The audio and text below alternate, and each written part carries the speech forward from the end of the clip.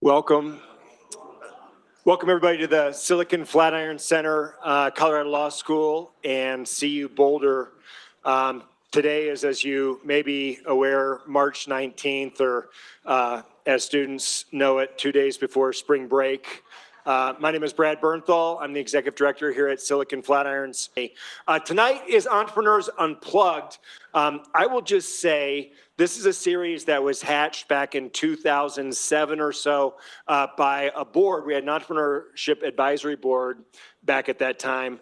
And when people said that this would be a cool idea to have entrepreneurs come and tell stories, I quietly thought to myself, that sounds awful. And I was sort of reluctant that we did it. How many of you have been to an Entrepreneurs Unplugged session before?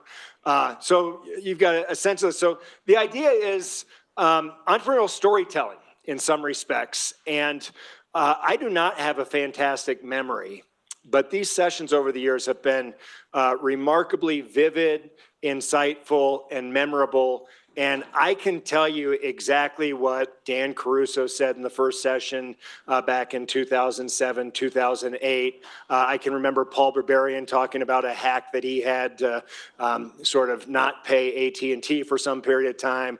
And this series has really had some fantastic speakers over the years. Ted Turner, David Bonderman, Krista Marks, Sam Zell, Larissa Herda, Brad Feld, Kim Jordan, and Jamie Dimon, among others. And I'm sure I've slighted some fantastic speakers along the way. So we are really proud to add Bryn Rees to that list tonight. For those of you who have been to Entrepreneurs Unplugged, you know that this is one part talking about substance and issues, and one part getting to know an individual and their perspective and their experience in the startup community. And so we'll be going down that path. Bryn will do a more full formal introduction, but I kind of think of him as a velvet hammer, someone that does not dominate a room all the time, doesn't take a lot of oxygen, doesn't always have to be right. But every time I look up, he's done something better and improved the operation. And there's two things I'm really excited to get into with Bryn tonight. First is the CU story, which I think is at this point somewhat well known in the Front Range, but maybe not fully appreciated in terms of how venture partners and the companies coming through CU are increasingly making an economic impact in the area. But also, second, this is one of the first times that we're going to have an entrepreneurial infrastructure builder, not necessarily an entrepreneur, and we'll talk about building infrastructure for entrepreneurs, which is a slightly different endeavor. In terms of time, we'll take about the next 5 to 10 minutes. We'll do some community event introduction, announcements, meet somebody, etc. And then Bryn and I are going to sit down for about a 35-minute discussion. We'll do 2 or 3 quick questions, then we're going to bring up a panel. We'll do 30 minutes, 35 minutes of panel discussion, and then the last 10 or 15 minutes, we'll make sure that we go back and forth. We don't have an audience that, famous last words, is going to get totally out of control. I don't think. Sue, maybe she'll get out of control. So if there are pressing questions that you want to jump in with, put up your hand. We'll kind of keep those along the way. Otherwise, we'll have some set time at the end in terms of where we're going. And then hard stop at 7:30 tonight. So that's where we're going for tonight. We're coming back over to James. James? Hello, everyone. It's me again. I just can't stay away from the mic. What can I say? I never really got a chance to introduce myself. My name is James Anderson. I'm a full-time MBA student here at the Leeds School of Business. I'm a first year. I'm a part of all the VC possible acronyms you can think of. That's VCIC, DCVF, HGB, a bunch of them. But tonight is not about me. Tonight is about our awesome panel, our host, and our keynote guest. Now, this man said he doesn't need an introduction, but I'm not going to refuse additional time to speak in front of a microphone. So with no real need to introduce him, Executive Director of Silicon Flatirons, Director of Entrepreneurship and Innovation at Silicon Flatirons, Associate Professor at University of Colorado, Brad Bernthal. Thank you. And our keynote guest of the night, Associate Vice Chancellor for Innovation and Partnerships at CU Boulder. His team works with university researchers as well as the extended innovation ecosystem, helping to commercialize technology created at CU. He helps venture partners functions, including entrepreneurship training and mentorship, the iCorps Hub, Ascent Deep Tech Accelerator, New Lab Venture Challenge. It goes on and it goes on and it goes on. He's served as an investment advisory committee for the Buff Venture Fund. He's on the board of the Colorado Biosciences Association, as well as the Boulder subcommittee for the Innosphere Ventures Board.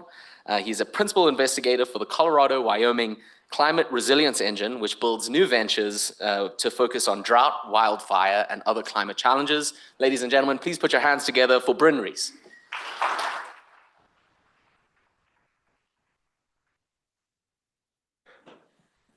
Bryn, at the outset, I was finalizing questions this morning with our team. I was like, what would you want to know? And a couple team members like, what is tech transfer and why is it called venture partners? So let's start with just baselining. What is tech transfer and why does CU have an interest in research out of our labs on federal dollars? Great. Okay, sounds like a good place to start. And firstly, thanks so much for having me, Brad. And thank you for consistently bringing us all together through all of Silicon Flatirons' awesome programs throughout the year. Okay, so what is tech transfer and why is venture partners actually not quite tech transfer? I'll kind of reframe it. Tech transfer really has been around for over 100 years. Starting with the isolation of insulin at the University of Toronto and the synthesis of vitamin D at the University of Wisconsin. And these were discoveries that had immediate commercial applications. And since then, we've seen universities get increasingly interested in that domain, right? So there's some kind of research breakthrough that is more than a paper, it's more than an academic interest, it's got some kind of direct commercial application. Now, tech transfer is something that a lot of people use, and it's a term that we don't really use anymore because if we just break it down, it's a very sort of finite transaction, isn't it, right? There's the technology, and then we move it, we transfer it, and that's it. And I think the type of term or description that we're really more embracing is bringing deep tech innovation to the world, right? And that comprises so much more than just a transaction. But that transactional nature really is how the field started. So in 1980, there was the Bayh-Dole Act that said that universities can own the intellectual property that's funded by federal agencies. And the approach for decades was file patents, and then we're going to give those to industry, and off they go. We'll license them to industry, and off they go, make a product. And I think what we've learned is that is really insufficient. And a much more holistic view is what we embrace at Venture Partners. So we're kind of bringing together the idea of a new venture. It's more than just a technology, and it's a partnership. So we need to think about teams and entrepreneurs and innovators and capital strategies and product strategies, and not just a handoff, right? If we were just handing off raw IP assets, I don't think that we would have the impact that we have had. And I don't think that we're alone in viewing it that way. And so what you just detailed highlights what I might characterize as the second path of, there's really kind of two plays broadly construed for research coming out of our labs that's owned by CU. Play number one is let's just license it out to, say, a larger company, a biotech company that might be able to put it to use. And I think it's fair to say that, at least here at CU, that was an emphasis for some period of time. But it's that second path, which is let's take an idea coming out of the lab and encourage people to build a company around it. And that's where the venture partners name and emphasis is. Is that how you see it? Yeah, I think so. And I think there's a time element or evolution here too. So when I started in this field a little over 20 years ago at a different university, there really were companies saying, like, we want to bring in these raw early technologies. And starting in the early 2000s, first in the pharma industry and then others following, they're really getting rid of that early stage R&D. And so they don't really want those early assets anymore. And the path, the second path that you're talking about of creating an entire new venture to bridge that gap is almost become, I would say, a necessity, right? So it's not that this university or others are saying, we like startups better, we don't want to partner with these large corporates. It's more that it's necessary to incubate and develop, de-risk the technology, validate a market, and then those same corporate partners are going to say, okay, we will acquire that company, we will partner with that company, rather than saying, I'd like an early stage research project straight out of a university. All right, one more question before we get to your story in terms of baselining how this works. Talk about, you mentioned Bayh-Dole, research conducted at CU on federal dollars. How does the ownership of the ideas work? And then take us forward to a startup. How does the licensing and the interests work from there? Okay, all right, we're going to break down the financial model here. We don't have to go deep, just enough that people kind of understand directionally how the money moves. Yeah, okay. And I'll say, so the university has a financial interest here, but just to, again, a little more context, the win for the university is the impact, right? The win for the university is the translation of its research into real solutions, into social benefit, into economic benefit, even though there is financial upside, right? I think it pales in comparison to the larger impacts and attracting the best students and the best faculty. So the ownership of the intellectual property lies with the university, right? It's like any kind of employer-employee relationship. What's different, though, is that unlike at a company where you invent something incredible, you get like a plastic plaque or something like that, Employee of the Month. At the university, actually it's required under the Bayh-Dole Act that there's a sharing of revenue, right? There's kind of a floor there. Universities typically share about a quarter up to sometimes 40% of the revenue that the university receives back to the inventors, right? So they don't own the IP, but they're a financial beneficiary of that. And they have legal standing to that right as well, and have exercised that in a few cases, not here, but other universities. So there's financial incentive. Now, what are we talking about here? What's the thing that they get a quarter of? It's not all the revenue, right, of the venture that they create. It's just the university's share of it. So let's think of a pie here, and we've got a startup company that's been started by, let's say, a graduate student based on the work that they did at the university.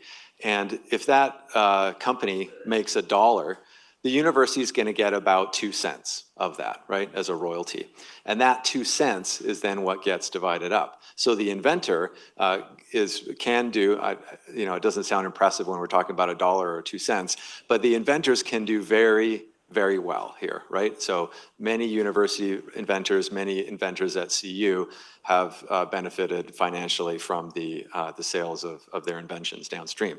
Now, if you did create that company, you probably have founder shares in that, right? So, and you may actually do far better on your founder shares, depending on how your financing goes and how much dilution happens. And if you're able to actually exit, then you get on your share through the university. And so at CU, the innovator, the entrepreneur, can what some universities call double dip. They're getting a share of the university's proceeds through royalties, and they're also getting their founder shares. Some universities make the innovator choose. It's one or the other. You can't have both. I think that's a huge mistake, right? We want more incentives, more upside for the tremendous risk that these people are taking with their time. All right, how are we doing in terms of understanding where venture partners sits in and how this works? Yeah, Nancy.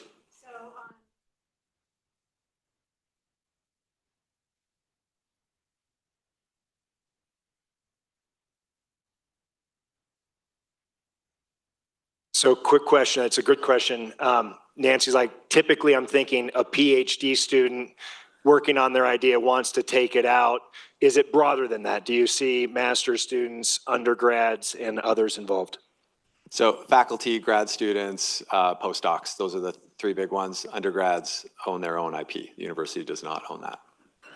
All right, now I'm going to get into Bryn's story. You're from Vancouver. Was there entrepreneurship in your family growing up? No. All right, next question.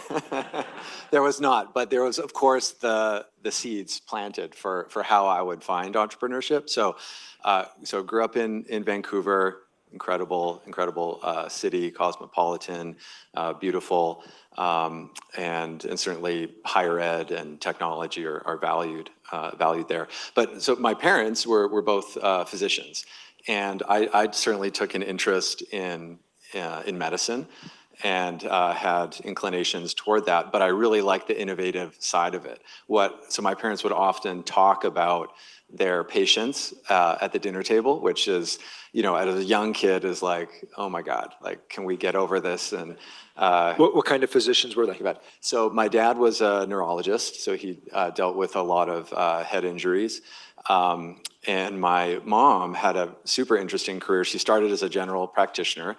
And when I was about 10, she shifted into and really pioneered the field of sexual health and sexual medicine.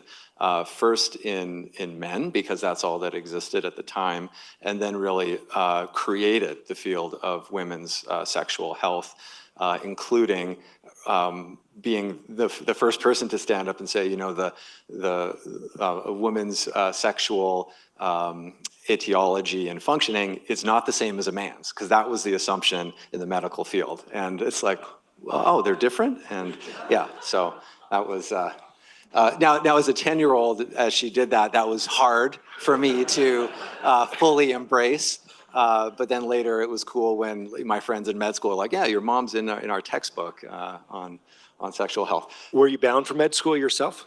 Yeah, so that was my intention in undergrad, started off in doing pre-med. But I think what I found was that, again, even earlier when they would be talking and just, being in that environment of a couple of physician parents, is that most of the time they're talking about how they can't help their patients. There's nothing they can do for them, or the treatment that they have is wholly insufficient, right? Especially my dad, right? It's like, we just can't really do anything for this person. And that to me was, I think, troubling. Like, why is it that the treatment is so crude, right? Maybe it helps a little bit, but it's kind of harming as much as it's helping.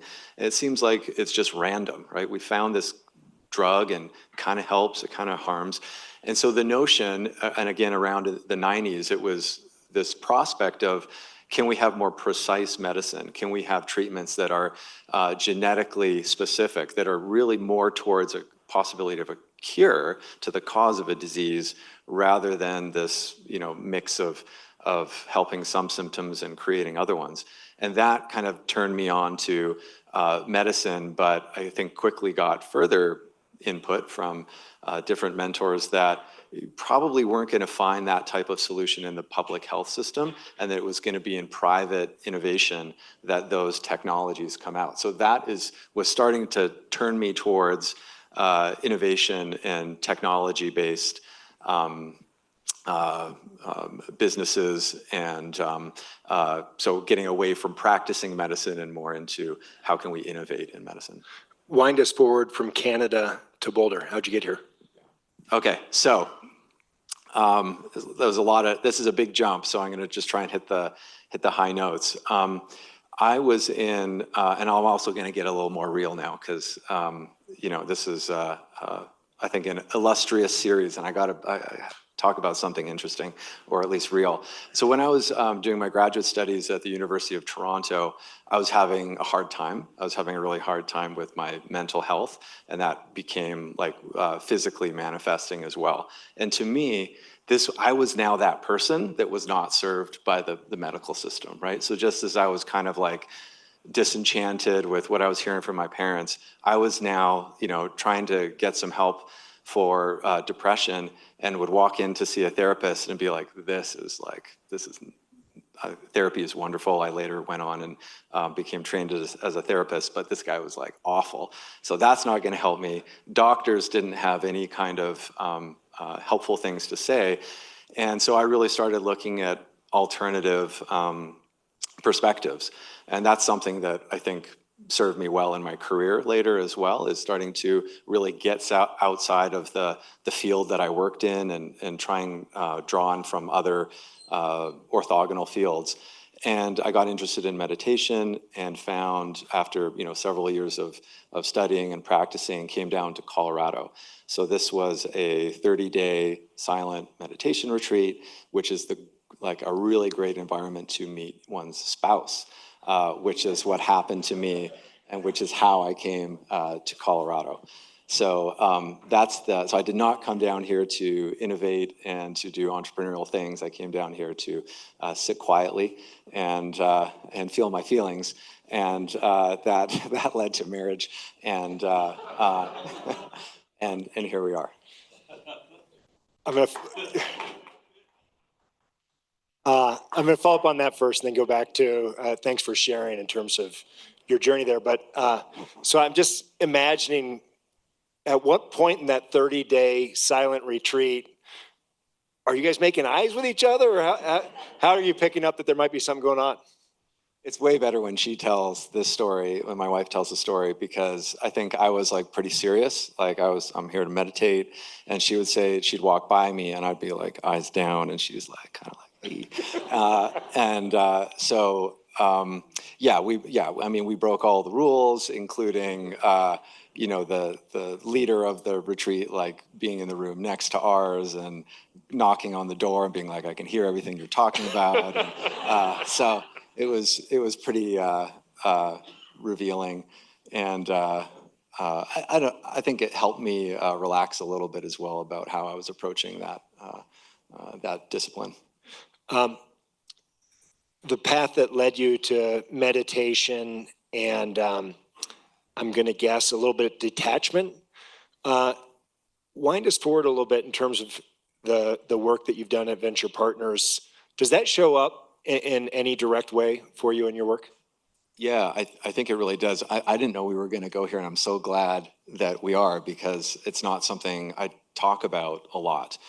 And I do think that that's been more influential in my career and in what we've done at Venture Partners than my training in biochemistry, for example. So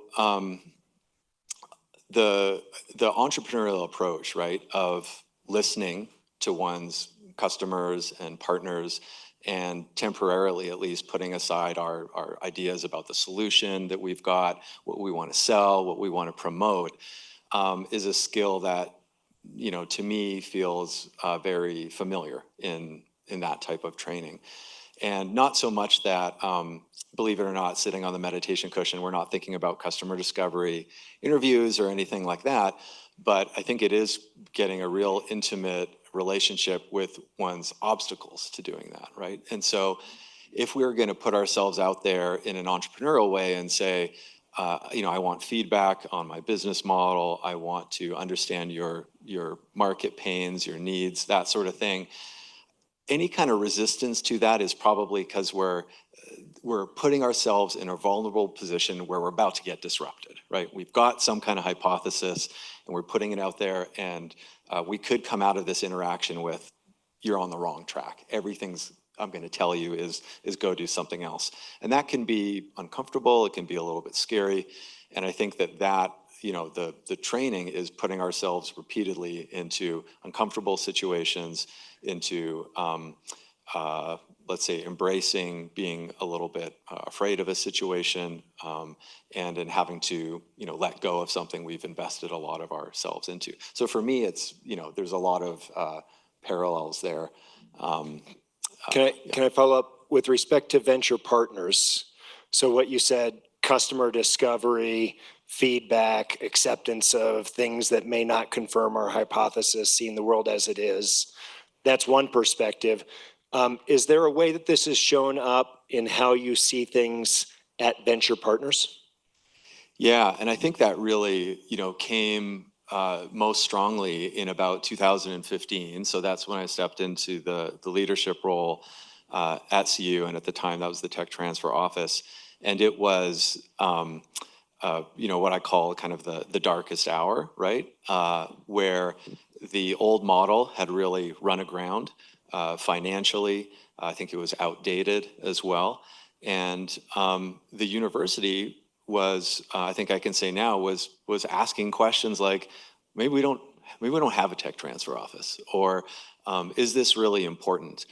And so I was really, trying to embrace that fully, and that felt very familiar, right? So there's the prospect of total annihilation, right, of the function, the department, my role, and really all that could possibly mean is listening, right? Let's find out what has gone wrong here. Let's be totally open to feedback of all varieties from all sources. Let's really kind of embrace that this has failed, and let that be like a starting point, right? There's a really interesting echo for me of what you're saying. I joined CU in 2005, and within about a year, I was the leader of our entrepreneurial law clinic, of which we've got some alumni in the room here. And I was a lawyer by training. I'd done some big law and some litigation. I didn't know anything about entrepreneurship. And so what I do, I go out in Boulder and I'd shake your hand and I'd say, I'm Brad, I'm from CU, I'm here to help. And the response quite literally was, well, first it would be great if CU didn't suck. And there was like a belle in difference for me. Like I was like, well, that's easy for me to hear because I just got here. And what could we do better? And if we did it, would you get behind it, were my two questions. And it was really easy at that point to get ideas and sort of turn somebody's strong objection and critique into opportunity. Did you have a similar experience when you stepped in 2015? And Totally. Maybe give us an example of that. Totally, and I didn't realize that. Yeah, it's very similar. Yeah, and I've got to say, I think like you, by the way, that was not an entirely fair critique. There have been plenty of people at CU who had been doing some very good work long before I got there, right? It just was very easy for me not to be defensive about it because I didn't really have a dog in the hunt. And I know, like you, there'd be Kate Tallman, Dave Allen, there've been people who had done really good work here, but it just was different now that you stepped in that role. Right. So I would say that, 2015, maybe 2016, 2017, 2018, just listening, right? People telling their stories of, well, let me tell you about what happened in 1996 and how bad it was. And so what else can you do, right? Hear them out. And these are people who can potentially become partners. And I did, hear from folks who were very clear that they had tried to get feedback, and they've been giving feedback and no one's been listening to them, or they've been getting defensiveness. And these are people in the community that we really need on our side and that have awesome ideas, right? It's not like they were saying things that didn't make any sense. And, I had heard the other side, oh, this person doesn't get it. And okay, maybe they haven't worked in tech transfer, but they kind of do get it actually.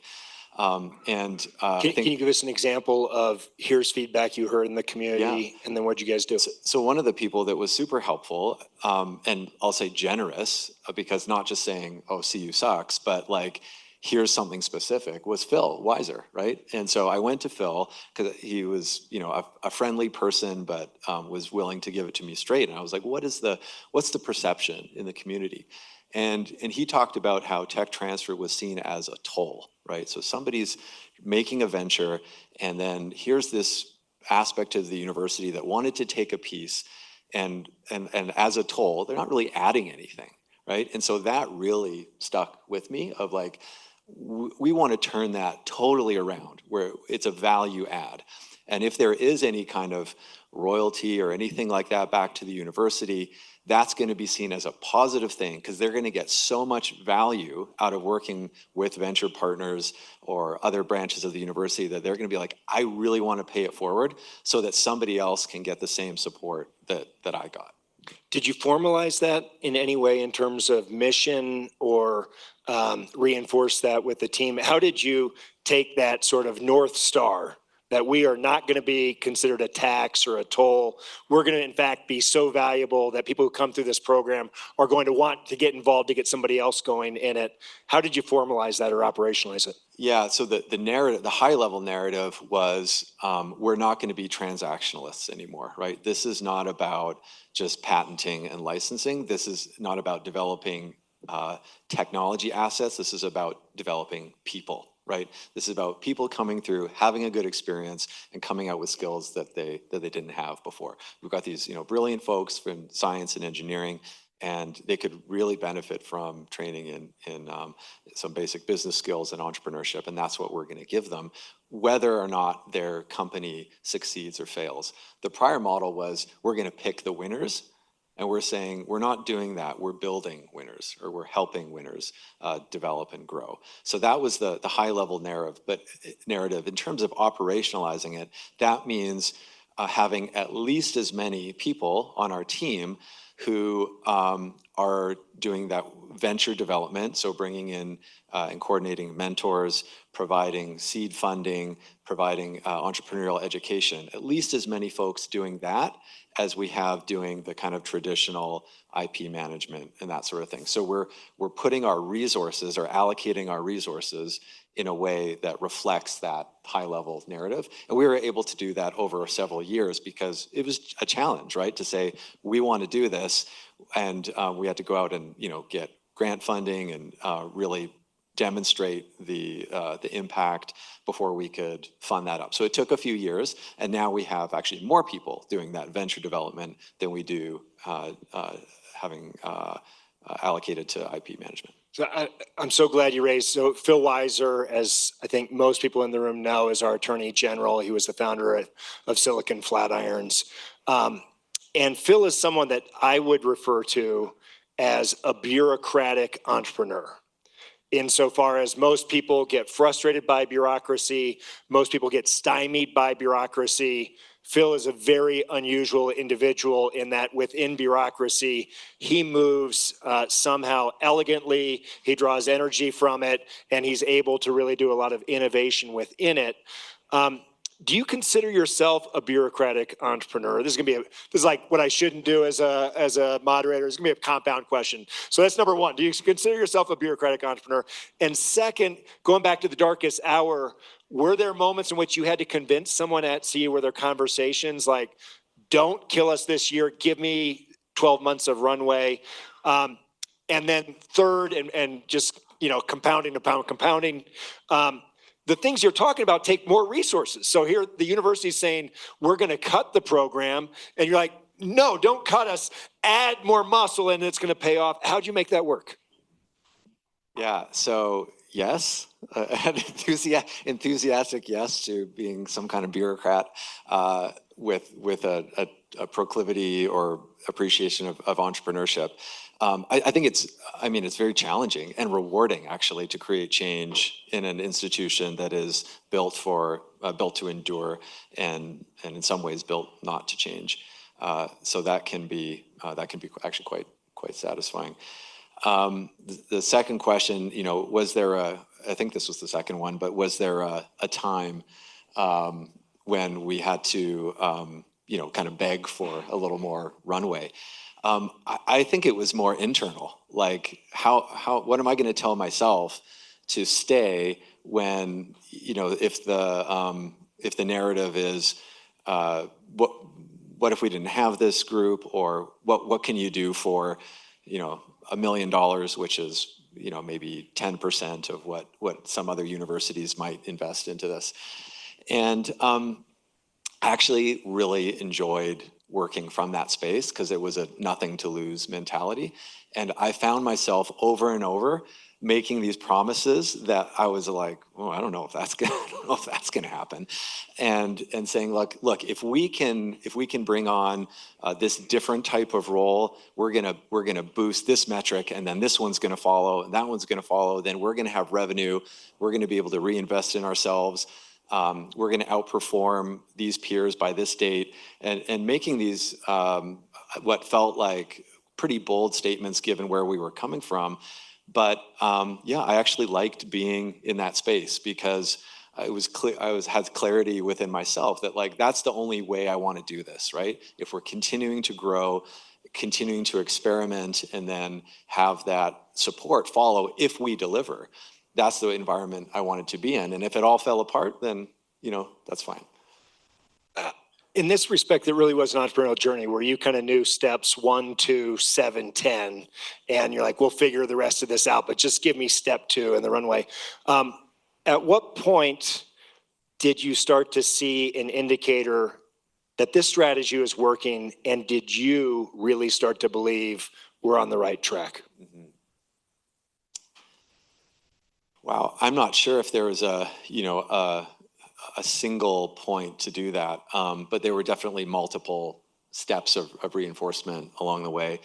I think maybe one conversation that comes out is when again, this was more a prediction of where we could go. We were doing about 3 or 4 startups a year. And one of the things I was thinking about is what would it look like if we were doing 30 or 40? And how could we prepare for that?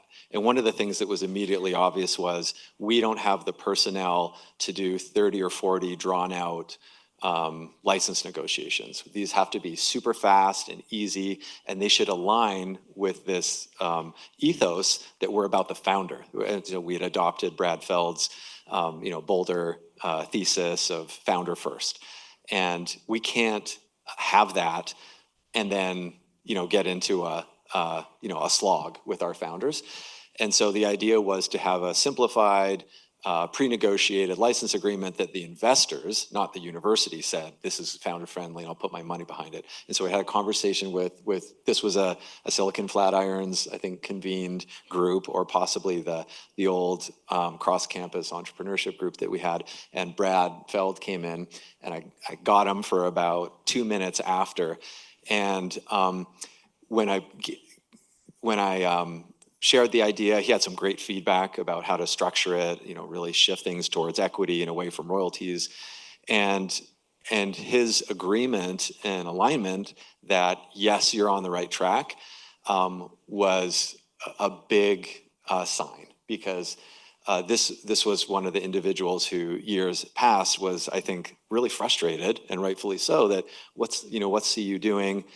I'm ready to share, I'm ready to help, I'm ready to give guidance if somebody listens to me.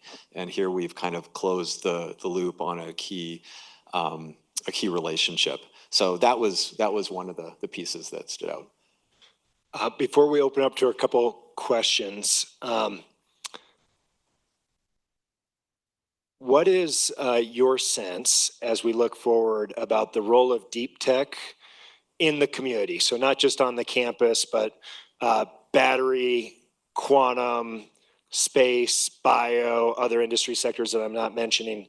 How do you see what's going on here as part of the industrial adaptation for Boulder and the Front Range?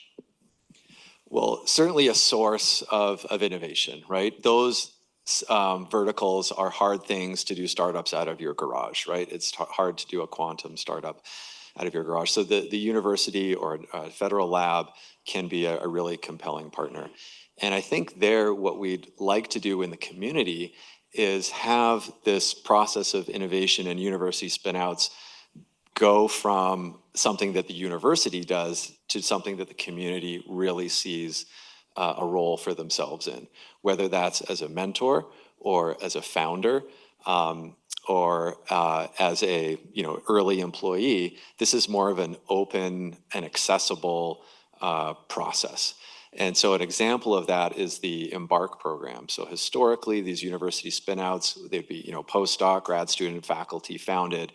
And here we're saying, you know what, most of these innovations coming out of the university, those folks don't want to start a company. And we've got an incredibly deep and willing pool of talent of entrepreneurs or people who would like to try entrepreneurship in the community.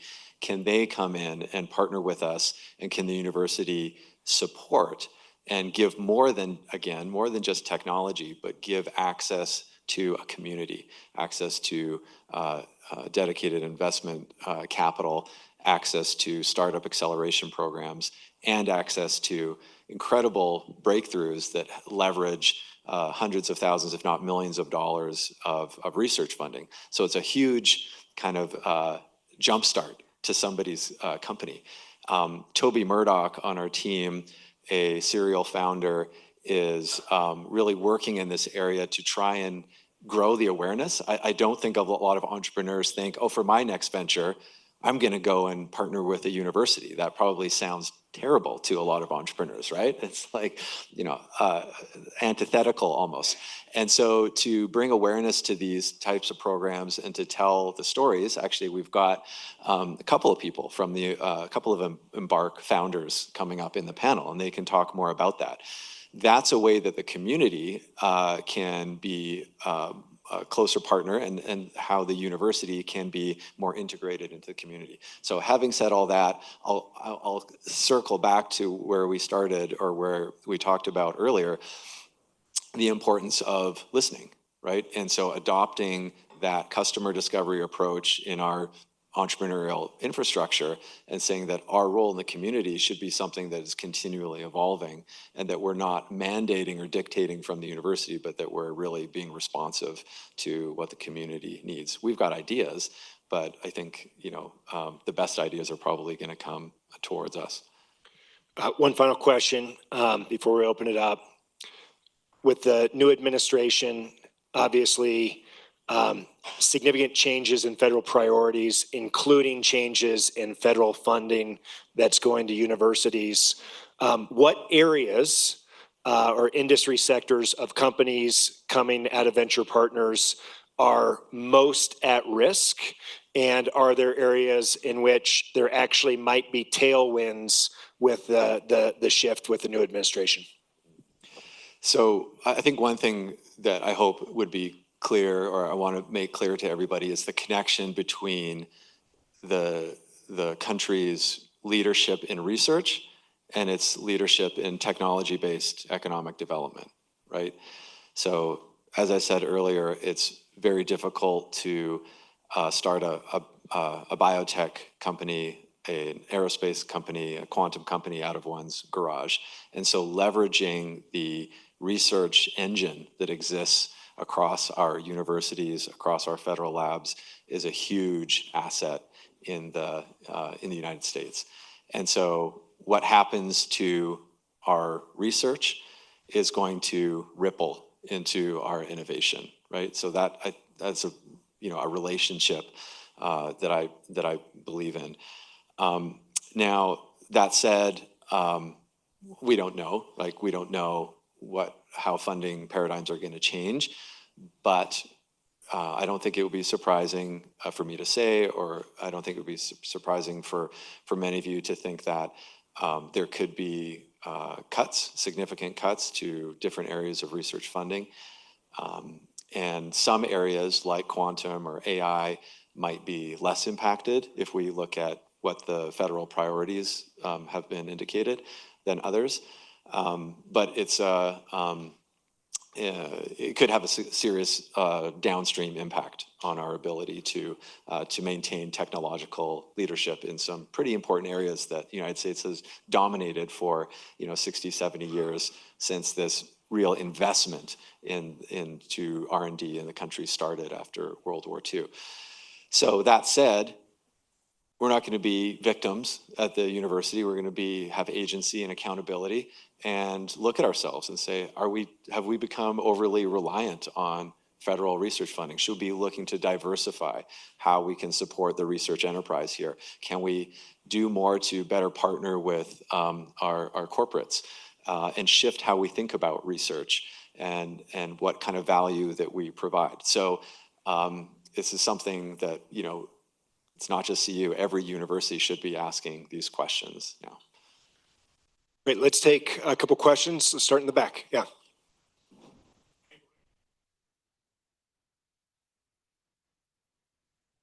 There's a big difference between having a patent and having a product or a project, good project.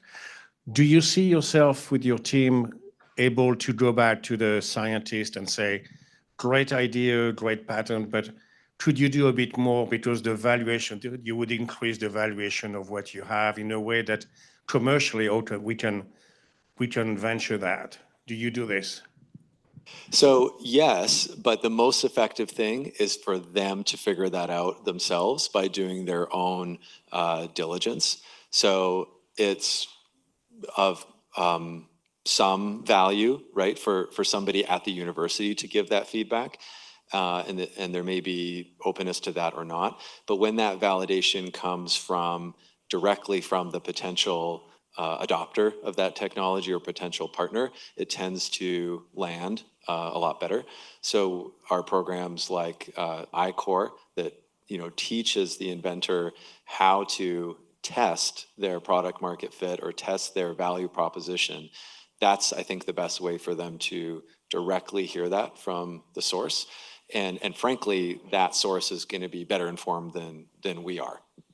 But we can help them ask the right questions.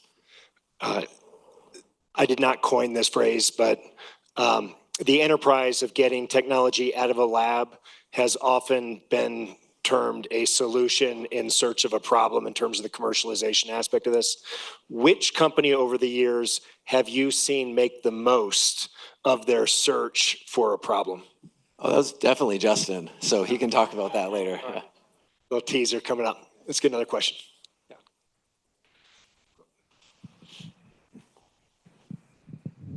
Thank you. My name's Dan, and this is a wonderful conversation. I just wanted to take us to a different perspective really quickly. I think everybody understands that entrepreneurship in the United States has been falling at a steady rate for quite a long time. And I just wanted to throw out the simplest question here. We're entering a time of a lot of complexity in our institutions, in our technologies. I think the word disruption is used. I would use the word opportunity. But what do you think of finding the new way forward for the triple helix, for the ability to say, oh, we have a new paradigm in the United States on how to engage with entrepreneurship, and we have a new way forward to support and fund faster and more agile companies? It's sort of a big picture kind of a question. I'd love for you to just sort of step back from the conversation and say, maybe longer term it might look like X. Thanks a lot. And can you clarify the triple helix?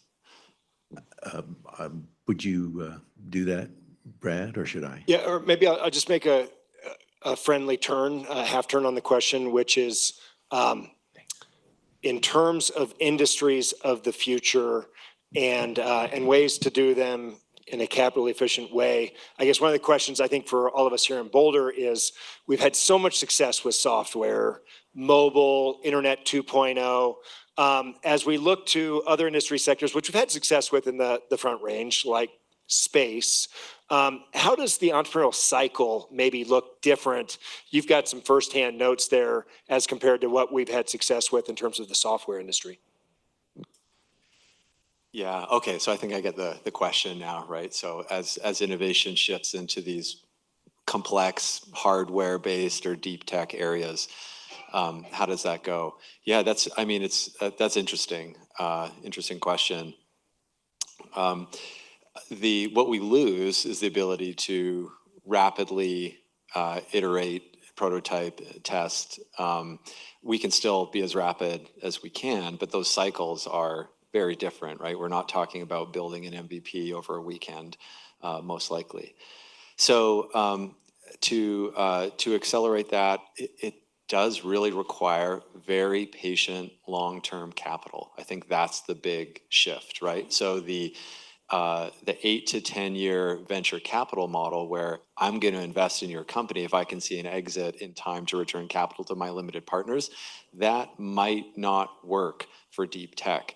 And I think what we see in the venture markets is that, of course, there's a lot of venture capital firms that specialize in deep tech. But as the deal count and the deal size increases, it's not at the early stage. And so that's our challenge point. That's our Achilles heel right now and it's not great timing if we're losing federal funding that typically embraces that high risk stage. So we've got the small business innovative research grants that kind of bridge between research and venture capital. I think that if we can have a different and more efficient model than that, but something that is going to be able to fund an innovation as it tests and tries to fail as quickly as possible. But on this timescale, we're talking about years, not weeks. We're talking about a high amount of capital. So as I talk about this, it's like, wow, that sounds like a terrible investment opportunity, right? Long time, more money. But I think what we have to keep in mind is the outsized impact potential here, right? We're not talking about a better dating app or something like that. We're talking about an ability to put a quantum computer in every home in the United States. We're talking about a new paradigm in personalized medicine, right? So huge impact, but with it, different timeline, different capital needs. All right, with that, I'm going to invite James back to the podium to introduce the panel. And by way of invitation, I will moderate the panel, but we'll take audience questions along the way as we go. James, over to you to introduce the panelists. But first, please help me give a warm thank you to Bryn Rees.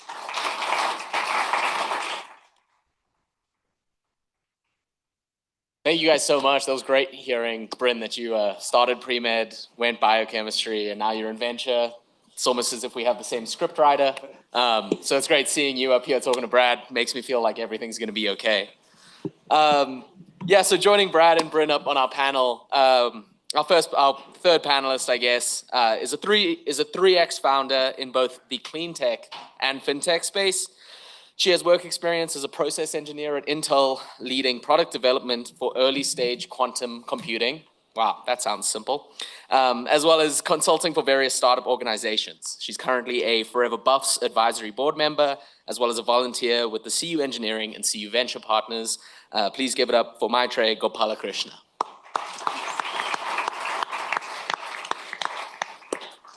Our next panelist is currently a partner at Cooley. His practice focuses on emerging and growth stage life sciences as well as deep tech companies and matters relating to corporate finance, corporate governance, licensing, and intellectual property. Ladies and gentlemen, please give it up for Mike Nelson. Our final panelist, wow, this is incredible. But our final panelist has built his career bringing to market nutritional ingredients that provide exceptional human health benefits through organisms found in nature. Prior to founding Kioga and serving as their CEO, Dr. Justin Whiteley was a co-founder for Meaty Foods, where he was responsible as their Chief Science and Technology Officer. Dr. Whiteley was responsible for scaling the company from 200 to 300 employees over the space of 3 years, and finally taking them to retail under the brand Eat Meaty. Ladies and gentlemen, please put your hands together for Dr. Justin Whiteley. All right, so in terms of getting started, Maithreyi and Jess, I'm going to have you talk about your companies momentarily. But first, Mike, in terms of your vantage point, which is really nationwide when it comes to commercialization efforts coming out of the university, what do you see that's notable about what's happened at CU over the last, say, decade relative to other universities? Well, not trying to pay him, more compliments than he's already deserved, but I do think the leadership change in Bryn's leadership has been transformative in that front. As a general premise in life, I have found that it is hard to dispel ignorance if you retain arrogance.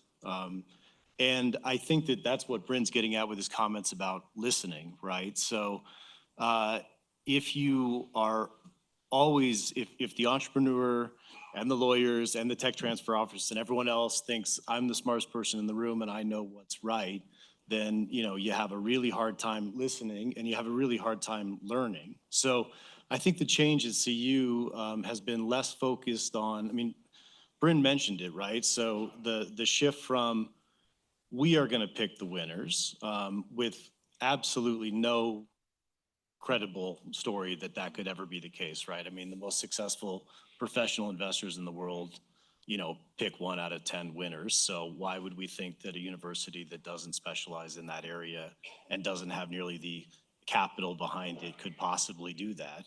What you do instead is create an ecosystem for which the winners will not even pick themselves, I would say reveal themselves, right? So, the focus from, getting the best contractual terms at the earliest stage that we could ever get them versus creating an ecosystem where, entrepreneurial organisms can thrive, I think has really been the difference. So from a community perspective, in assessing who's doing well in terms of commercialization nationwide, how do we benchmark CU versus other public universities, private universities? What are the numbers or indicators that you focus on that you think are the most meaningful? Yeah, it's an interesting question. And what I think are the most meaningful are the number of new startups created, right? Because, some of them, look, I do a lot of work with Harvard, I do a lot of work with MIT, and those have great tech transfer offices, or, they would say venture partner type offices. They would paint it more broadly than tech transfer. But there is also, unlimited sources of capital in the cities where those universities are located. And they've been doing it for a lot longer, right? So some of the success has just been borne out over time, right? So I don't know that the track records were any better early. So they've also had longer time to have really, sort of historic exits.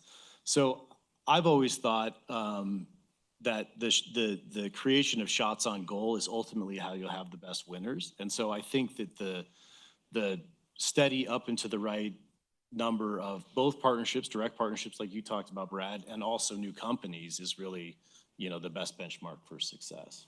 So, Maithreyi, Justin, I'm going to invite each of you to just level set for a second in terms of where you're coming from. You had the introduction, but you are, I guess, one of the shots on goal. Justin, you've taken multiple shots on goal. Maithreyi, you want to talk about what your company does? And then Justin, let's have you do the same, please. Sure. So I started my company PrecisionTerra out of the inaugural cohort of the Embark program that Bryn talked about in 2023. And PrecisionTerra, in a nutshell, is improving GPS reliability and accuracy in places where it can often be really difficult to have accurate and reliable GPS. Think going to downtown Denver and trying to navigate the streets there and seeing that your blue dot is telling you you're 2 blocks away from where you actually are. That's the type of problem we're trying to solve through a signal processing innovation developed out of the aerospace engineering department right here at CU. Justin? Yeah, well, I guess I'll keep this short because it's quite a saga, but I've worked through venture partners twice now. And the first time, I guess, was during that darker period that you referred to as the tech transfer office. And yeah, candidly, the reputation, wasn't great. I had worked with a number of startups. I started doing the technology on a company called Solid Power, and then I worked and helped my friend start another company called Solion, and then another friend called Melinda. And yeah, none of them, they didn't prep me, or they prepped me for what was about to happen. And so when I graduated my PhD here at CU and I wanted to start my own startup, like, all right, worked through tech transfer and knew I was going to get my option agreement. And that was about it. And so, it's hard to build a company as a first-time founder, and it's even harder when you don't have a whole lot of resources to do it. So yeah, I stumbled through the first couple of years and used these companies that were ahead of us to try to figure out the different resources. What are you applying for? What accelerators are you going after? How do you talk with VCs and such? And so over the years, I built that. We took 2 years to find our product market fit, a lot of non-dilutive funding.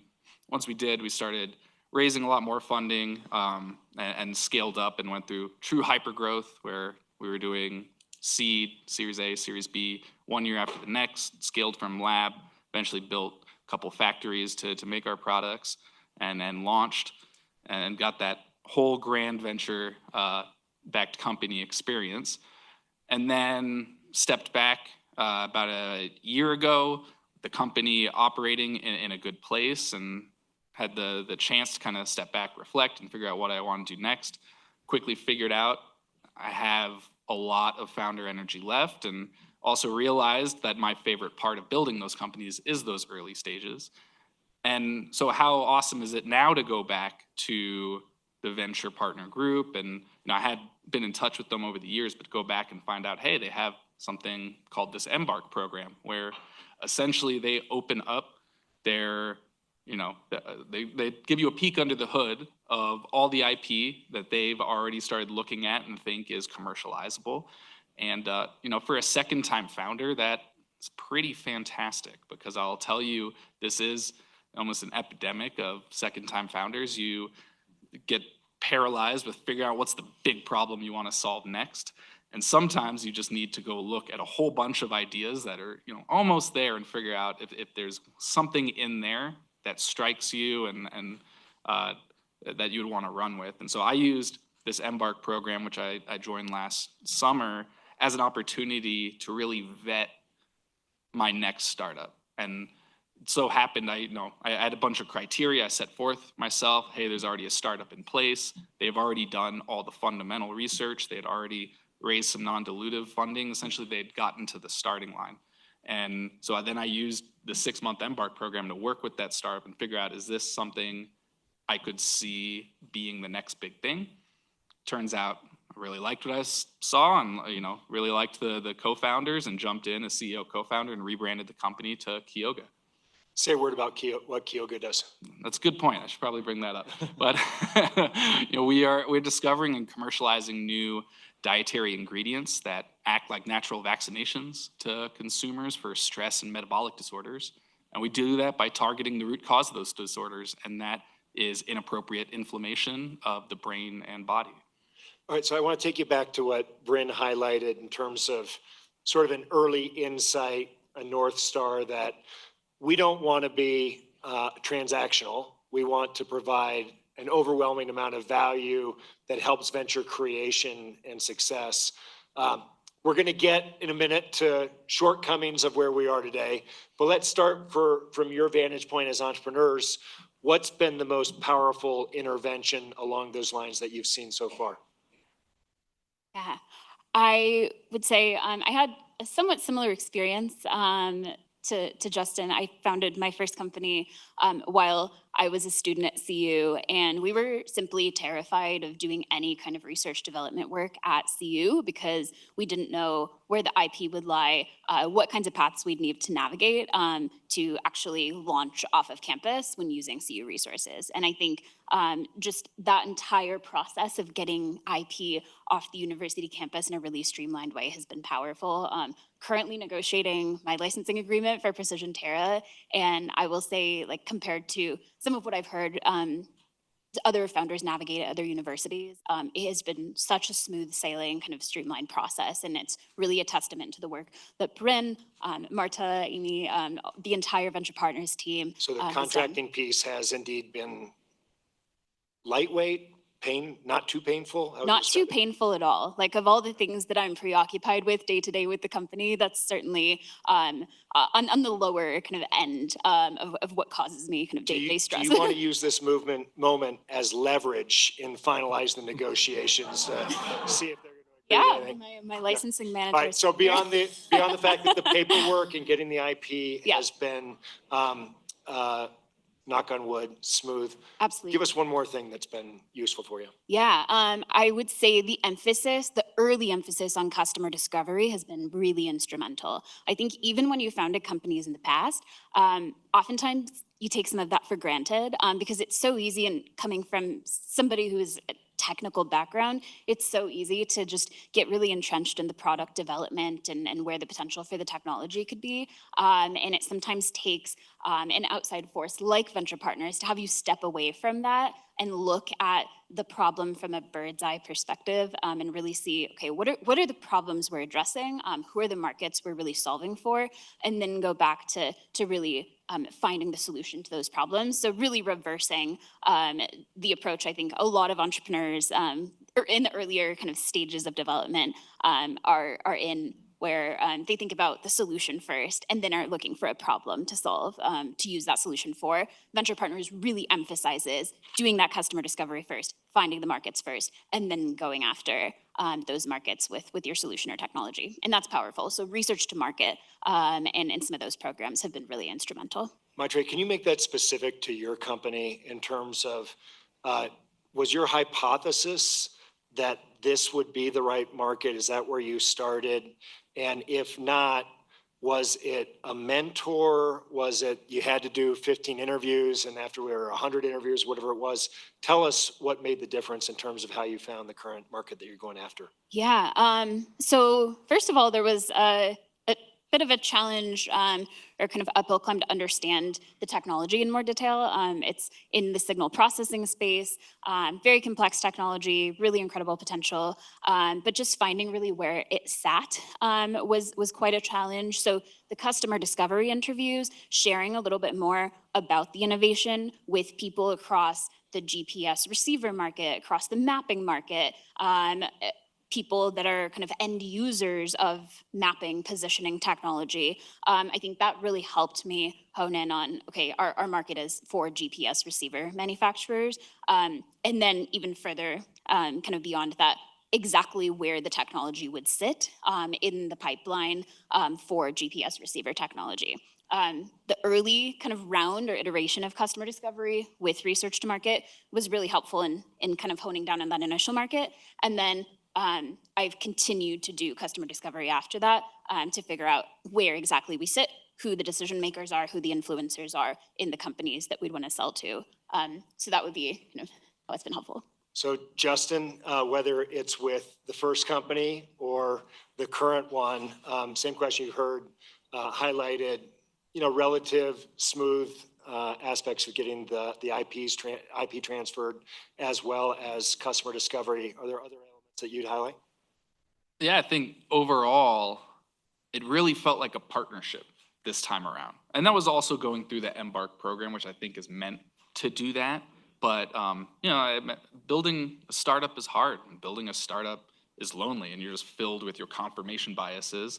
And so to have a team like, I'll shout out Amy and Jim in the audience, meeting on a weekly or bi-weekly basis of like actually trying to build the company, not just talking about like how you're going to license the IP, but like, what's the next hurdle you need to get through, and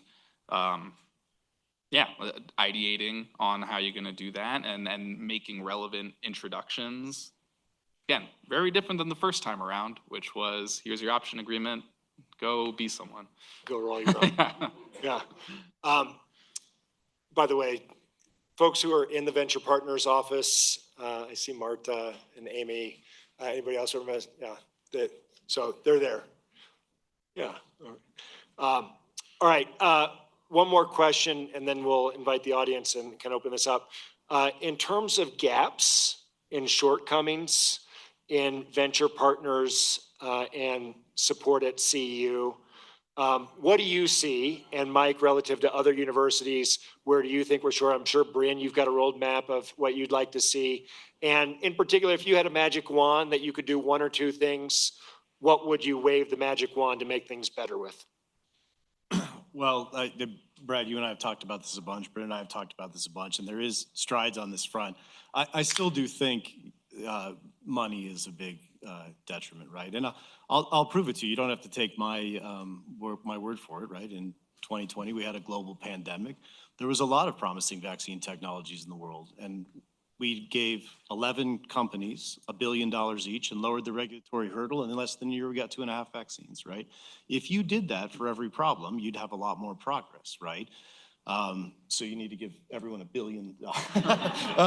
No, but the idea, right? So the support, it's an ecosystem. So the in-kind support is great. The ease with licensing is great, but I do think that the most successful universities figure out a way to seed fund more opportunities. Again, back to the theory that it's impossible to pick winners at this stage. So what we really need to be doing is creating shots on goal. I certainly think that's number one. Mike, in particular, is there a stage in which you think that capital is particularly difficult? And are there places in which, past this point, we don't have to worry, the private market's going to take care of it?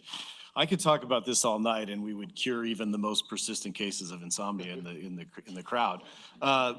So I think that it's lacking at the early stage the most. But the good news is you have to throw the least amount of money at it, right? It's the most meaningful. So if I were trying to design a strategy for the for the university, I would throw a lot of funds there, and I would have a reserve pool for. So the university has the rights to participate in, the equity rounds of these companies, and what they need to figure out to do is when those winners have revealed themselves, you can't miss those opportunities, right? So I think you create more shots on goal early, and then when the cream has risen to the top, you don't fade away, right? And it's hard, right? Because it's not like there's an unlimited source of capital at the university either. So, whether it's with like an Osage, there's a way in which to partner, right? To maybe fill out the capital commitments of some of these good opportunities that the universities have. But So you would expand like pre-seed funding, yeah, get far more companies that lift off, and then you'd hold back reserves for the next, say, A round or seed round of funding for those companies that get traction, hit the milestones, and you double down. That's exactly right. And there have been some historic huge wins, out of Boulder, and selfless plug, like, almost a 1-to-1 correlation with Cooley as their lawyers, no big deal. So the point being, I've worked on a lot of those deals personally, but it's really hard to understate the effect that a huge win like that will have, right? So people will do well financially, and they'll stay here, and they'll do other things, right? And they'll tell their colleagues at the university, this is a cool thing to do, right? Think about doing it. It really has a ripple effect that lasts for years, right? So, figuring out how to get more opportunity at the beginning, and then not losing sight of the ones that are really successful, for sure. Other magic wands? I have only 5 to mention. Yeah, so on the funding stack, yeah, I do feel like it's really about the timing, right, of those dollars and the types of dollars. Like, I have a lot of trust in the private markets will come in and operate efficiently at Series B and beyond. And frankly, I don't know that the university has a role to play at those later stage funding, but it does have a role to play when the risk is highest, right? And where it's not just about moving these ventures forward, but in completing the university's mission, right, to positively, benefit its society through its innovations. And so early. Bryn, I'm sorry to interject. Just for those that are hearing some of this language for the first time, I started us down this. So generally speaking, the label put on the earliest money into a company is going to be called a pre-seed round, followed by a seed round, followed by we leave the botanical metaphor and get into the alphabet, and we go A, B, C. And so what Bryn is referring to is at a point in which we reach a B round, we probably had 2 or 3 rounds of financing. There's real traction in the market. And at that point, the entrepreneur's like, yeah, I'll take the money. I don't need it as much now as I used to, but the market will come in and say, can we write you a check? Mm-hmm. Yeah. So even actually, and we do have a new capability to make some of those pre-seed investments, and have just made a first one in that area. So that's exciting, but it could be 10x, no question. So funding, yes. Talent, the management talent for these companies is actually harder to come by than the capital often, and that's why we really want to promote programs like Embark to show that there is opportunity for that. As much as the companies coming out of the university have done a great job at raising venture capital, I'd say that there's a lot of room to improve on our corporate partnerships. So that could be corporate venture money, right, where corporations have like a venture arm that really operate on a very different model. It's not about returning capital to their limited partners, but rather, building a product supplier or acquisition target. That's something that CU Boulder hasn't been strong at historically. And then 2 that maybe might seem a little out of left field, which is just telling our story of what we're already doing, right? This has been too much of a secret. And I think elevating the successes that we already have, and the resources that we already have would go a long way. And then last one is the most transformative thing, which is to properly incentivize and reward our innovators at the university. so that this is something that somebody can pursue, and it not only doesn't harm their academic career, it actually helps it. Like that's I think the single most transformative thing we can do, and that's actually already underway now at CU. Before I turn to Maithreyi and Justin, along those lines, do you see any university or university system as a model for that, where innovation, rolling things out in a commercial context successfully is something that helps with the fundamental incentives of a professor along their journey? I was going to ask, Bryn, do you have any university systems you like? Yeah. Or Mike? MIT. Yeah. So MIT is a good one. I think it's explicitly really stated at Purdue University and at the University of Michigan. And those, I think, it's not random. It's not unexpected that those two universities have some of the highest output of inventions per university size, right? So Purdue's about same size as CU Boulder, and they've got more than double the number of kind of inventions to start with. And now that's not quite right. We have just as many inventions, but folks are putting them forward. Hey, like, I want to get credit for this. I want to work on this, because they're incentivized to do that.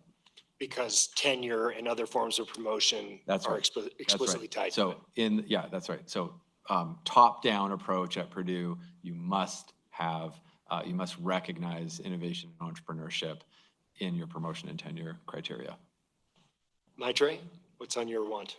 Yeah, so definitely echo the funding element that both Mike and Bryn have talked about, and I would add to that more kind of intentional connection between funders and innovators. So actually seeking out those individuals that have had incredibly successful exits in some capacity, and find ways to kind of encourage them to give back to the university and to give back to venture partners and to some of these startups that are being launched from CU. I think creating that kind of cycle of impact can be really powerful long term. And then the other thing is a little bit nuanced, but I think Embark has been incredibly successful in the last couple of years, bringing experienced founders, CEOs back to campus, getting IP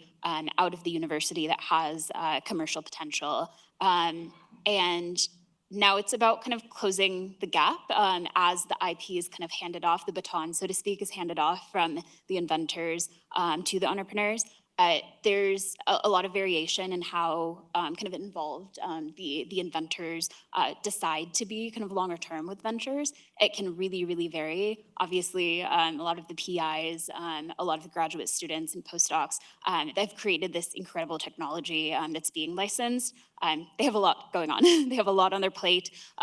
They are teaching, they are doing research, they are engaged in conferences and different kinds of engagements from an academic standpoint. And sometimes they don't have the bandwidth to be as involved with the startup.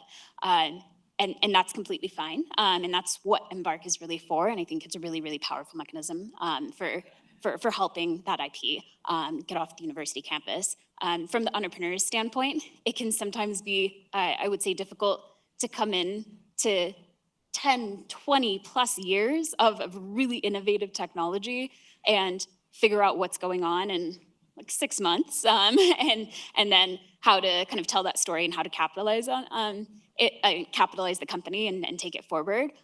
So kind of even further bridging that gap between all of this knowledge and experience that the researchers have, and then the entrepreneurs coming in and having kind of the business side and business experience to take it forward.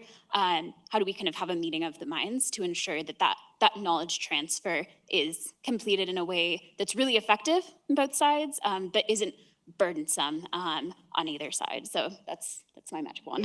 Those are really interesting points. I'll say on the first one, I don't think that the challenge of winners giving back is unique to the university. One of the great things about the startup community more broadly here in Boulder is over the last 25 years, there's been, a lot of winners. And some, present company included, have given back. I'm pointing to Nancy, who has been very generous about giving back to the community and CU through her success. And, others, it's been less so, including some people that have been surprised. Like, come on, you didn't do this by yourself. Come on. But it's an interesting challenge in terms of creating a culture. And I'll contrast it with at least my perception of being in Salt Lake City periodically and going to the University of Utah. If you win in Utah, you win in Salt Lake City, you want your name on a building. I mean, honestly, you want your name on your building. It's a little bit of a rivalry as to who can get more names on the building. And, that to me is a kind of a healthy thing that we've not yet cracked. And second, your point about, inventors, 20, 30 years of research, I was kind of laughing. I was just imagining, well, Maithreyi, just read the paper, right? And the challenge and the distance between formal knowledge that can be written up and all the tacit knowledge that's around that and the ability to have structures that facilitates that. Justin, what if you could wave the magic wand? What's on your list? Waving the magic wand. So I would say, more upfront work given on developing a true patent strategy around a given technology area and really diving deeper into the patent strength. How patents usually come out of universities, I'll say that they're generally regarded as not the strongest, and that's just because the nature of where you're at. Many times you take a manuscript, you turn it into a patent, you're working with kind of the same group and you get something through, very narrow claims, and that's where you're starting from. But then it's the job of the company after that is like, all right, well, how am I going to fortify this and how am I going to do all that? If there are more resources given to either additional kind of IP counsel and strategy up front around a given technology, and then what really works in industry is after you have your strategy, you go back to the inventors and be like, if you did this experiment right here, we could now make this claim and it would be substantially broader. Now this is a waving the magic wand, because now this is saying that the inventor is actually going to work with the venture partners group and you can build a very robust patent portfolio and strength. But that's usually not the case. So a lot of companies are going to be starting and you might have a very narrow method patent and you're like, got my license, good to go. And then it's like, this doesn't really protect anything. And so then it's your job to do that. So I'm guessing that ties to Maithreyi's point of keeping the original inventors and people who are behind the ideas engaged. Engaged, and they might have to take some direction. It's if they, and this also comes back to just incentive. If they want to create the most incentiveful technology possible and one that's going to have the best chance of being commercialized, they might just have to do some extra experiments, mundane experiments, so that it better gives them a chance to build a moat and build a successful technology company. Bryn, are we institutionally capable of that kind of iteration? Oh, absolutely. Yeah. Yeah, absolutely. Okay. Yeah. So, I think it comes down to, I mean, you said it, Justin, right? There's incentives, right, to be a partner in that, right? So it's not like a throw it over the wall, I'm done now, but really working like would happen at a company, right? There's a sense of direction. So there's a little cultural shift, right? Because, the faculty body here are very independent and they're kind of like running their own research operation.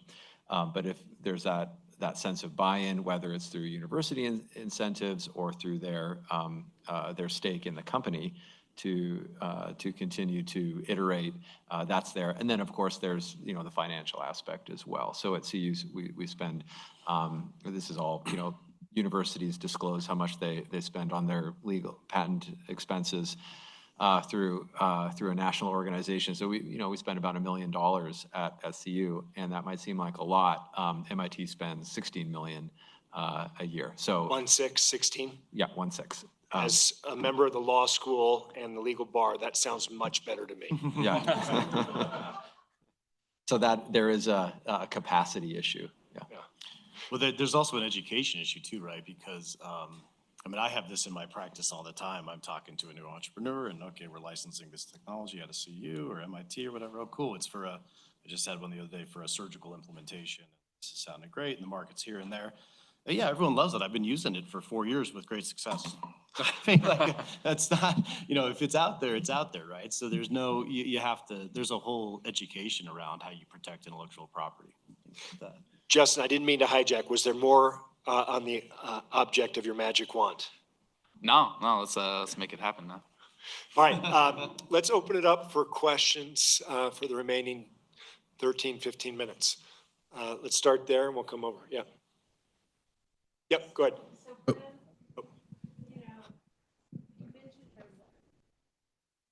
Nancy, we got a microphone coming your way. Go ahead. So Bryn, you mentioned on one of the 5 things is you needed to get out and let people know what you were doing. I worked with Dave Allen, I worked with Kate, and I worked with your organization before you came, and it was terrible. And I still get some of those innovation things, and I don't even read them. So I came tonight because I was trying to figure out who you were. And so thanks for coming. And I went to a lot of the old meetings with the entrepreneurs, and there were a lot of old execs that came there that were looking for jobs. Some of them used to work for my company that we let go of. I mean, it was kind of an interesting thing. So very curious about that, and I'm also very curious about the whole tech transfer at CU. One of the biggest problems was tenured professors couldn't go and work for the universities, and I think we've solved that problem, correct? Couldn't go work for the company. Companies. For the companies. Without giving up tenure.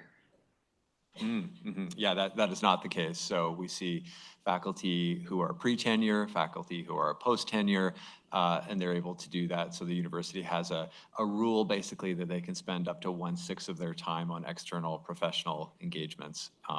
And they can also take a leave, right? So we've seen, a company we worked with Mike on, one of the founders took 6 months. That's all they were going to do is focus on the company. And I didn't quite catch it. So the first question was about communications? About communications, about what you're doing now, because Yeah. everybody here on this panel has said that it was so terrible. And I'm a person that's been here for ages, and I still thought it was terrible. So it would be really great to, get the word out, because maybe you might re-engage some people in industry to come back and give some more resources. But also in the tech transfer world, Just for a second. So, Bryn, you guys have done an outstanding job, and I say this because across campus, it's like, geez, I wish I did it this well, of cataloging year-end review numbers without burying us in 10 of them.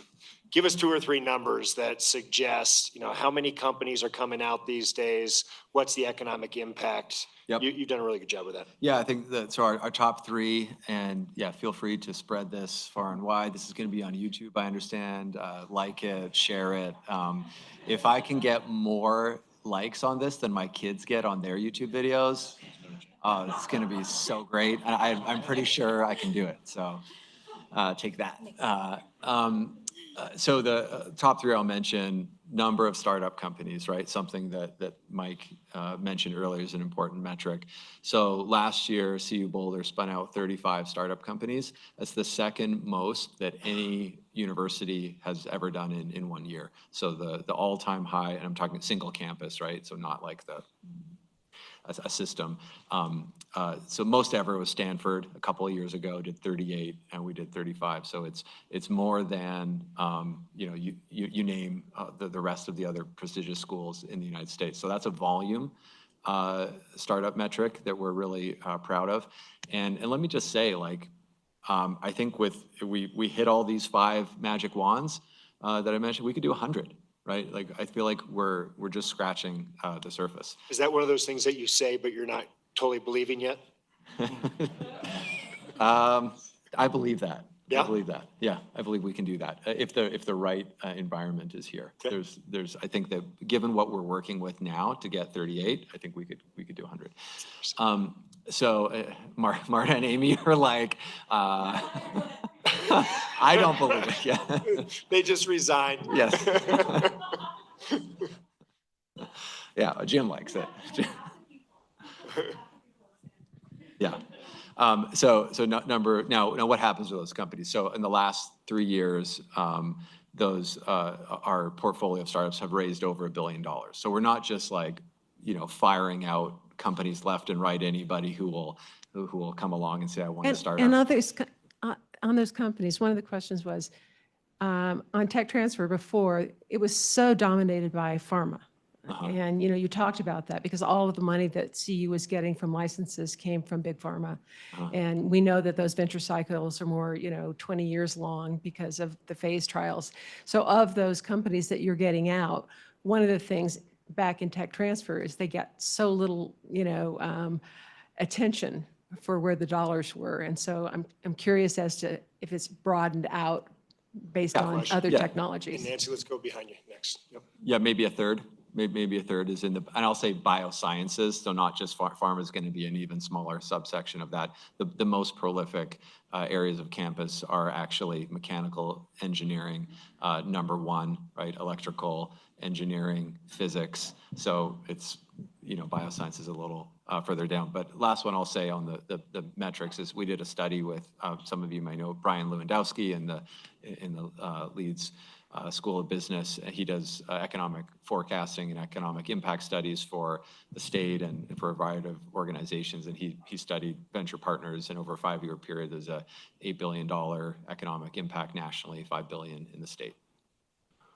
Awesome. Let's go up there. Yeah, that is pretty cool. Yeah. I mean, great results. And I live in Golden. I work a lot with the School of Mines and some of the startups down there as an advisor. One of the things that strikes me with the startups is that even when it's hard tech and it's pre-seed and it's pre-revenue, they're out looking for money and they're throwing a lot of spaghetti against the walls. And it pains me to watch how much time they spend looking for money that really isn't going to be productive time spent. Do you see the same problem here with your ventures? And have you got any ideas on how to curate the kinds of financing that really could work at that stage so they don't have to sort of spend so much time throwing big spaghetti at big walls and be more precise about the whole thing? Well, Spaghetti tossers? yeah. And as someone who's had to raise a lot of money over the years, I mean, part of it and deep tech companies, like that's part of the game. Unfortunately, that's part of building it. And as CEO, that's kind of your job. Hard tech companies are very capital intensive, and that even if you are getting money from the federal government through grants or loans, that still takes a tremendous amount of time. No matter how you're raising money, it takes time.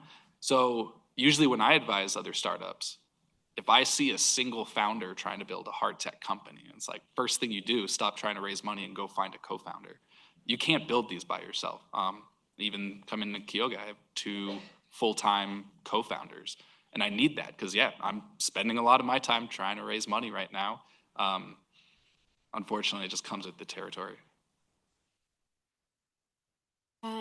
So I'll say, I actually somewhat selected my IP for Embark, in part because while it's deep tech, it's also software. So it's a little bit easier from a capital raising standpoint. But I think that mentors have played a considerable role in kind of helping me navigate that fundraising process and when the right time to raise funding is, when the right time to make hires and expand the team is. I think Venture Partners does an incredible job surrounding all of their innovators with really, really experienced mentors that have that knowledge.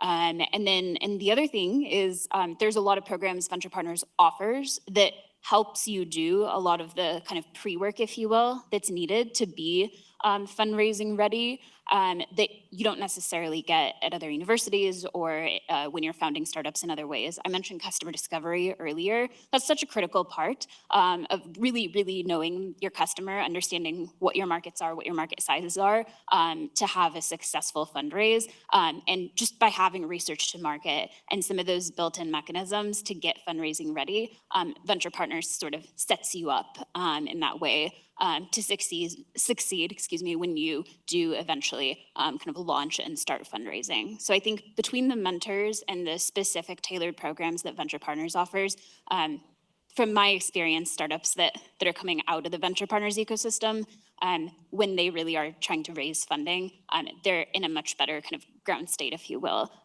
to go forward and successfully raise capital. Mike, maybe I'll ask for you to chime in on, do you see other geographic areas or ecosystems that have cracked the net on this in a different way than we're thinking about? So for example, obviously this had our area was doing pretty well, but the rise of accelerators, whether it's Techstars, Merge Lane, Sue is here, Boomtown, really helped network angel investors and raise both their connectivity, but also their insight around which deals are worth doing. Do you see that in other places that, especially around deep tech, there's a similar function that gets pulled off? I think there's a similar function for sure. And I actually think that's the least of our problems here in Colorado. So as hard as it is, and it's harder here to raise seed funding than it is in Boston or the Bay Area, so we study these things at Cooley. We have proprietary data sets because we have a lot of clients, right, anonymizing things. I mean, this will probably blow most of your minds, right? The average Series B deep tech company burns $500,000 a week, right? So, 50 million bucks a month or a year, between 25 and 75 million bucks a year. So in a deep tech company, I'm just doing all day long, $150 million rounds, right? Series B, later stage rounds for these companies. And that's a year or two of runway, right? So, the type of investors that will write those type of checks, right? Once you get off the ground, it's really limited here. So you're gonna have to attract coastal money eventually. Let's go back to Amelia. So I feel like in this room, we have a lot of mentors or a lot of people who work with a lot of different companies and a lot of really awesome entrepreneurs that might be great fits for the Embark program. Speaking for myself, I have no idea where to send those people. Is there any kind of like a public database of what IP is out there and like a Rolodex that they can, flip through to get ideas? And if not, is there a reason why that doesn't exist? There is, so we run it in cohorts, right? And so it's something that we, promote on a cohort basis. But I think that, your point is really good that there should also be like an off-cycle timing, right? I think one of the things that we've really learned from the folks who come through Embark is like, we've got to be very timely, right? Entrepreneurs don't show up in the timing with cohort. If somebody shows up and says, I'm interested now, they're interested now, right? They're not going to hang around and wait. So I would say that, yes, we do have a roster that we're happy to, of innovations that we're happy to share with anybody. What we're really working on right now is a promotional strategy that's not just, hey, come do Embark, come partner with us. Of course, that's always going to be out there, but also just educating folks about how this can work at any university. I think that this model is going to start catching on at some other leading schools. I know Michigan is getting something like this off the ground. So short answer is yes, we're happy to talk with all of the folks that you'd like to send our way. Justin, let me ask a follow-up question for you, which is, so Justin listed the companies that he's been involved with in addition to CEO, which included Solid Power, solid state battery company, Solion, another battery company, I believe, and then Melinda, which had a better form of plastics. And then you move into Meaty and the current company. I guess my question is, as you as an entrepreneur look at technologies outside of your domain of expertise, is there an interesting role in terms of what's necessary to make you kind of cognitively proximate to recognize a promising idea? And what does that look like in terms of repurposing oneself as an entrepreneur in a new area? Yeah, that's it's definitely a deeper question on how you can, kind of adapt your own skills. But I think in general, entrepreneurship, once you start understanding it, and it took me a while to get here, to like actually start looking at problems and then, not just doing this kind of solution in terms of finding a problem to solve, but more so flipping that around and just making sure like you can address something, you can address it in a large enough market, you can address it in a novel enough way. It seems to have translated a bit. I know for myself, when I was picking my next startup, I still wanted to now be in an area where I had expertise. And even though I did a PhD in battery science, I actually had now built more of a network in food and food technology. And so I was evaluating, man, do I go back to batteries or am I going to do another food startup? I chose food because, I mean, I know, I have a network of 50 VCs I can go call up. I know a lot of the corporates. I know the problems they're facing, and I know the industry trends that are occurring and what is going to play into that. So, yeah, I mean, I would, if anyone's an entrepreneur, I wouldn't pigeonhole yourself into one particular industry. It's learning those skills so you can see the problems and accurately address them. That's great. Last question. So I used to live in Kansas and I worked with the University of Kansas for their tech transfer. And the problem with them is they were so greedy in what they wanted in return as far as the inventor getting ownership and all that stuff. And the hard part, there's a lot of patents and a lot of ideas that never make it off the ground because there's not the entrepreneurs to take it to market, to execute and bring it to market. And so my question to you all is, what does CU do differently that they are not greedy and they see that it's the entrepreneur that's going to execute and take this to market and recognize that, appreciate that? Are you talking about the cap table or the license agreement? We're talking about your greed. Yeah. Well, they wanted the inventor to get a certain percentage of the company. Oh, okay. Yeah. And then they wanted, outrageous percentage of the revenue. Yeah. And everything died on the vine there because they couldn't get it out of the tech transfer because they were so greedy. Mm-hmm. Yeah. So yeah, obviously, a big old percentage, a big old slice of a pie that's zero is not helpful to anybody. So this is really about education and perspective, right? We're trying to make a biggest possible pie here, right? And then have an appropriate slice. So we educate our academic founders that equity is to reward folks who influence the future success and the current operation of the company. It's not a reward for their past activity in the lab. So that's number one. So that's an educational process. We have great data, national data on successful companies and what equity share a faculty member or whoever else would have. And it's not 80% of the company, it's like 8% of the company for a passive founder. Now, in terms of the share of revenue, we looked at the market, we said, what's average? Let's come in under that. And again, we want to have 30, 40, 50 companies that are positioned to be successful, that are magnets for attracting capital and talent because they're not scared off by licensing terms. I don't care about having a license agreement with a 5 or 6% royalty because that company is handcuffed and can't go anywhere. So 5 or 6 is high, by the way. So 1 or 2 is right. I also do agree strongly that, you see some bad behavior from some of the universities, but I spend my entire career counseling founders that their original expectations of what they're going to own for something that they just developed in a university is completely out of whack as well, right? So there's ego all around, and you need to kind of, figure out the best way to start that. Like Bryn said, it doesn't align with the data, and it also just gets you off on the wrong foot. There's no point to argue about it, right? The rights are where they are, so let's talk instead about, what the recipe for success is. All right, this has been great. Before we thank you, we cannot answer Kioga or PrecisionTerra.